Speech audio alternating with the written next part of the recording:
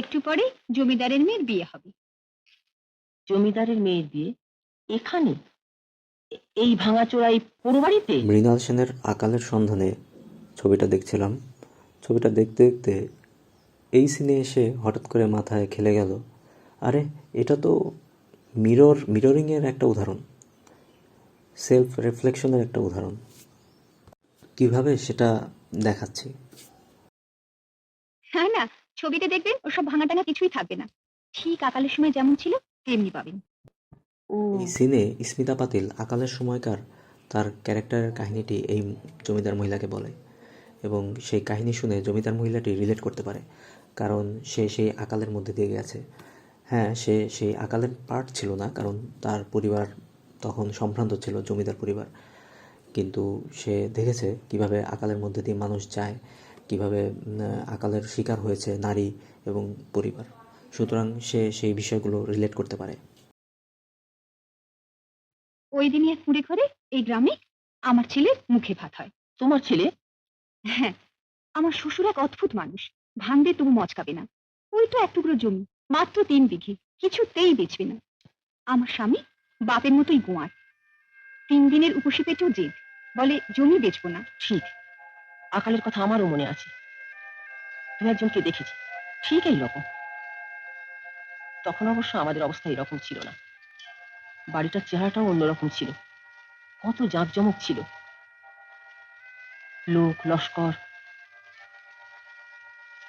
ঠিক তার আগের বছর আমাদের বিয়ে হয়েছিল, সেসব দিনের কথা। ওই তোমাদের কাজ শুরু কিন্তু হলো। এখন এই জমিদার মহিলাটি কিন্তু আকালের শিকার, তার পরিবার এবং সে এখন আকালের মধ্যে দিয়ে যাচ্ছে। আগের সেই জাঁকজমক নেই তার পরিবারে, আগের সেই লোক লস্কর নেই।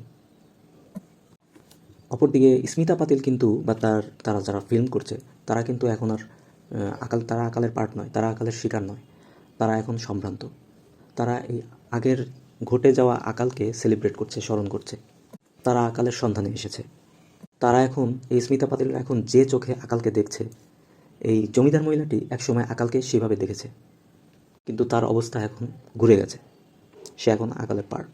তাই স্মিতা পাতিল যখন সেই আকালের ক্যারেক্টারের কথাটা বলে তখন তার মিররিং হয়, তখন তার মনে পড়ে এবং সে অ্যাওয়ার হয়ে ওঠে। জমিদারের মহিলাটি এবং আমরাও বুঝে উঠতে থাকি একসময় সে যাদের দেখেছে সেই এখন তাতেই পরিণত হয়েছে। সে যে আকালের শিকার মহিলাদের দেখেছিল এখন সে নিজেই আকালের শিকারে পরিণত হয়েছে, একটা মিররিং, এবং তাকে মনে করিয়ে দেওয়া হচ্ছে। এভাবে আমরা সমাজে ঘটতে দেখি, মানে পৌনঃপৌনিক অবস্থার পরিবর্তন। প্রথমে একটা গ্রুপ অফ পিপল তারা সম্ভ্রান্ত থাকে, পরে একসময় তারা আকালের শিকার হয়।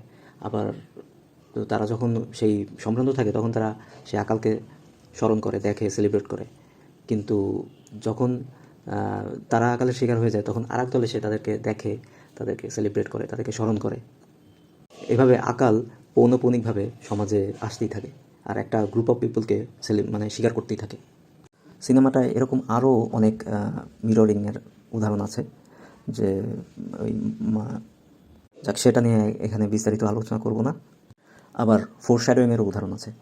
যাই হোক, সেটা দীর্ঘ পরিসরে আলোচনার বিষয়, এখন সেটা আলোচনা করব না, সেটা তো আগে বললাম।